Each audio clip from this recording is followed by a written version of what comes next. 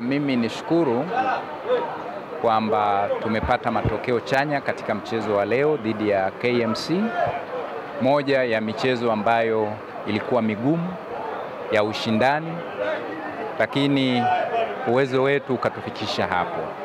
KMC leo wamecheza mchezo mzuri sana, kama mmeushuhudia na mmeona wamebadilika, wameufanya mchezo kuwa mgumu sana, tofauti na tulivyotarajia. Kwa hiyo niwapongeze KMC kwa mchezo walioucheza leo, mchezo wa ushindani ambao kwa kweli umetupa namna fulani ya kufanya maandalizi zaidi. Benchi la ufundi linaloongozwa na kocha mahiri kijana Mtanzania mwenye uwezo wa kufundisha mpira na vijana wakacheza, kila mmoja akaufurahia, Ahmad Ali, nini afanye kuelekea mchezo unaofuata. Kwa hiyo tunashukuru kwa matokeo haya chanya.